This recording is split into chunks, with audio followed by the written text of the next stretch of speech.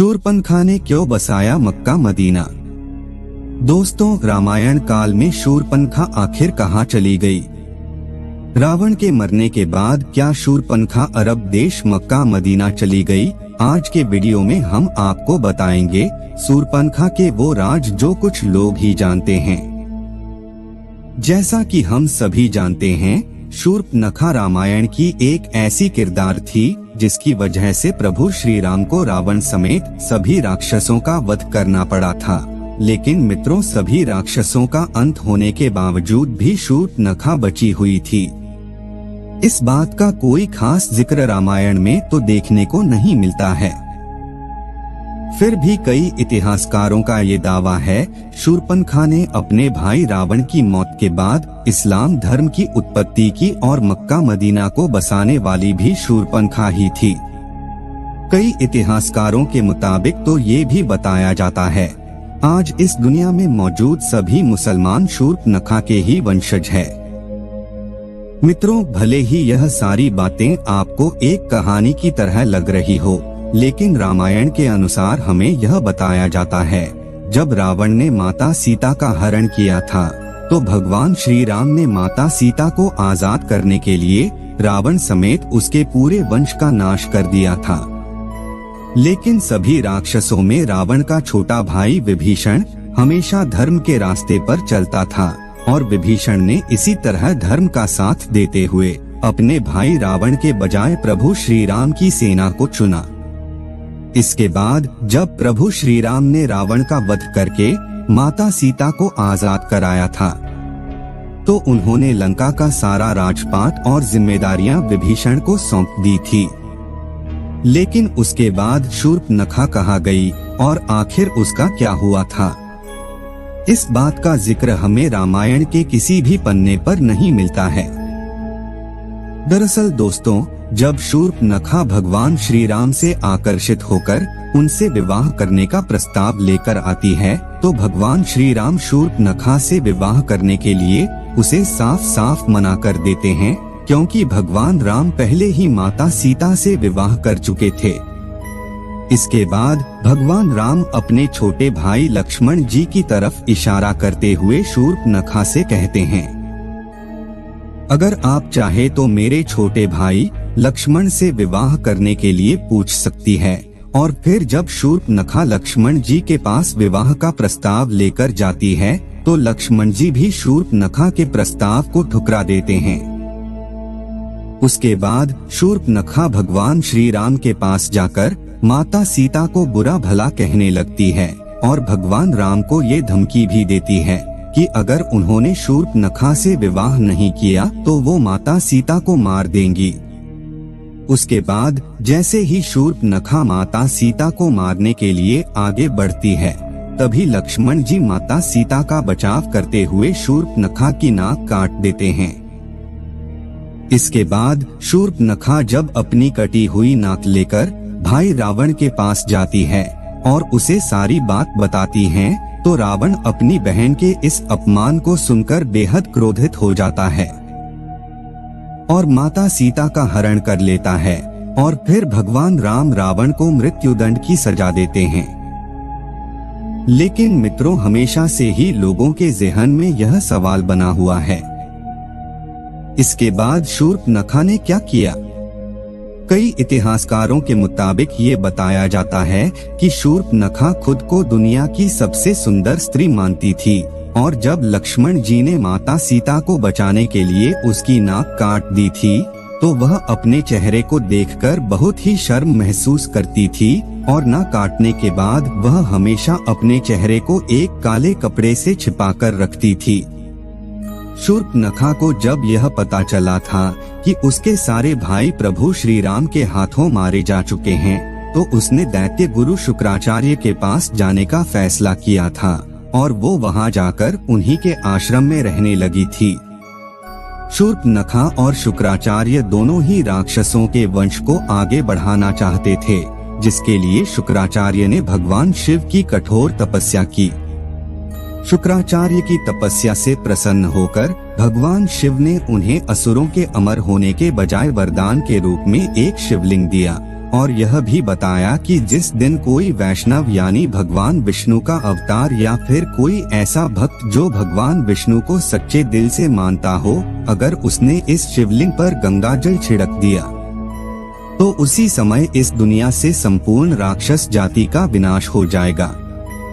इसके बाद दैत्य गुरु शुक्राचार्य ने भगवान शिव के द्वारा दिए गए इस शिवलिंग को वैष्णव यानी हिंदुओं से दूर रखकर एक रेगिस्तान में स्थापित कर दिया, क्योंकि हिंदू धर्म का हर शख्स भगवान विष्णु को जरूर मानता है और अगर ऐसे में कोई हिंदू उस शिवलिंग पर गंगा जल छिड़क देता तो दुनिया से संपूर्ण राक्षस जाति का अंत हो जाता। इसलिए शुक्राचार्य ने इस शिवलिंग को दूर ले जाकर एक रेगिस्तान में इसकी स्थापना कर दी।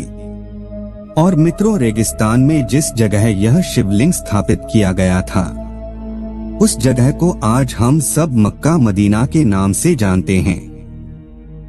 दोस्तों, भले ही यह सारी बातें सुनने के बाद आपको हजम ना हो रही हो, लेकिन आपने कई विवादित बयानों में यह जरूर सुना होगा कि प्राचीन काल में यहाँ पर मक्केश्वर महादेव का एक मंदिर हुआ करता था, जहाँ भगवान शिव का एक शिवलिंग स्थापित था। मित्रों, ये वही शिवलिंग है जिसे भगवान शिव ने दैत्यों के गुरु शुक्राचार्य को दिया था और इस शिवलिंग को दैत्य गुरु शुक्राचार्य ने हिंदुओं से छुपाने के लिए भारत से दूर सऊदी अरब में मक्का में स्थापित कर दिया था। शुक्राचार्य ने इस शिवलिंग को सऊदी अरब में इसलिए स्थापित किया था क्योंकि उन्हें ऐसा लगता था कि ये बात कभी किसी हिंदू को नहीं पता चलेगी और इससे राक्षसों का वंश भी सुरक्षित रहकर आगे बढ़ता जाएगा। आपको बता दें कि दैत्य गुरु शुक्राचार्य ने इस शिवलिंग की सुरक्षा का काम शूर्पणखा को सौंप दिया था। उस समय शूर्पणखा हमेशा ही अपने चेहरे को कपड़े से ढक कर रखा करती थी और फिर शूर्पणखा ने अपने वंश को आगे बढ़ने के लिए कई बच्चों को जन्म दिया, जिसके बाद वही बच्चे आज शूर्पणखा की इस परंपरा को निभाते आ रहे हैं। जी हाँ मित्रों, हम बात कर रहे हैं मुसलमानों की, क्योंकि आपने जब भी मुसलमान महिलाओं को देखा होगा तो यह गौर किया होगा कि वह हमेशा ही अपने चेहरे को ढक कर रखती है और इसके लिए वह बुर्का पहनती है। मुसलमान महिलाओं के इन कपड़ों में केवल उनकी आंखें ही नजर आती है और जब नाक कटने के बाद शूर्पणखा अपने चेहरे को कपड़े से छुपाकर रखती थी तो उसकी भी सिर्फ आंखें ही नजर आती थी। मक्का मदीना के मक्केश्वर महादेव का जो शिवलिंग स्थापित किया गया था उसकी सुरक्षा के लिए शूर्पणखा ने वहीं पर रहना शुरू कर दिया था और मक्का मदीना आज दुनिया की एक ऐसी जगह बन चुकी है जहां पर हिंदुओं का जाना साफ तौर पर मना है। इसके अलावा मित्रों, बताया तो यह भी जाता है कि सऊदी अरब में जिस जगह पर मक्का मदीना मौजूद है उसके आसपास तक की सभी जगहों पर हिंदुओं को रहने की इजाजत बिल्कुल भी नहीं दी जाती है। मक्का मदीना में रहकर ही शूर्पणखा ने अपने वंश को आगे बढ़ाया और नई नई परंपराओं का भी निर्माण किया। इनमें से एक परंपरा थी बुर्का पहनने की और यह रिवाज शूर्पणखा के समय से ही चला आ रहा है। दोस्तों, ऐसा बताया जाता है कि द्वापर युग बीत जाने के बाद शूर्पणखा के वंशज आज के समय में इब्राहिम धर्म के अनुयायी है और इस वजह से इस्लाम धर्म में शुक्रवार को एक विशेष महत्व दिया जाता है। इस बात का जिक्र धार्मिक ग्रंथों में भी किया जा चुका है। मित्रों, यह सारी बातें किनारे करके अगर इस कहानी पर गौर फरमाया जाए तो जरा एक बार सोचकर देखिए कि आखिर ऐसी कौन सी वजह है जिसके चलते किसी भी हिंदू का मक्का मदीना के अंदर जाना साफ तौर पर मना है और अगर कोई हिंदू चाहे भी तो मक्का मदीना के अंदर नहीं जा सकता। आखिर ऐसी कौन सी चीज है जो सभी हिंदुओं को मक्का मदीना के अंदर जाने से रोकती है? दोस्तों, इस बात के पीछे ऐसा कोई ना कोई ठोस कारण तो जरूर होगा जिसमें हिंदुओं के वहां जाने पर प्रतिबंध लगा रखा है। अगर ध्यान दें तो यह सारी बातें केवल एक ही तरफ इशारा करती है कि शायद मुसलमानों का शूर्पणखा के वंशज होने वाली यह बात हकीकत हो सकती है। और सारे मुसलमान इस बात से डरते हैं। अगर कोई हिंदू गलती से भी मक्का मदीना के अंदर चला गया और उसने इस शिवलिंग पर गंगाजल छिड़क दिया तो इस दुनिया से पूरी राक्षस जाति का अंत हो जाएगा। मित्रों, यह राक्षस कोई और नहीं बल्कि सूर्पनखा के ही वंशज है। भले ही यह सारी बातें आपको हैरान कर रही हो, लेकिन शायद यह सच भी हो सकती है, क्योंकि इस दुनिया का सबसे पहला धर्म सनातन धर्म ही है। यानी कि इस दुनिया में मौजूद हर एक व्यक्ति सनातन धर्म से जरूर ताल्लुक रखता है और हमारे ईश्वर भी सनातन धर्म से ही ताल्लुक रखते थे। मित्रों, ठीक ऐसा ही प्राचीन समय में भी हुआ करता था। कुछ लोग मिलकर अपने अलग अलग नियमों और परंपराओं को बनाया करते थे और धीरे धीरे इसी तरह यही चीजें जातियों में तब्दील होती चली गई, जिससे आगे चलकर अनेकों धर्म की उत्पत्ति हुई। लेकिन मित्रों, इस्लाम धर्म की हकीकत पर आज भी कई हिंदुओं के द्वारा सवाल उठाए जाते हैं कि आखिर उन्हें मक्का मदीना के अंदर क्यों नहीं जाने दिया जाता है। वैसे मित्रों, कमेंट करके बताइए कि आपको क्या लगता है, मक्का मदीना के बारे में कही जाने वाली यह सारी बातें क्या सच हो सकती है या फिर यह सब एकमात्र कल्पना है?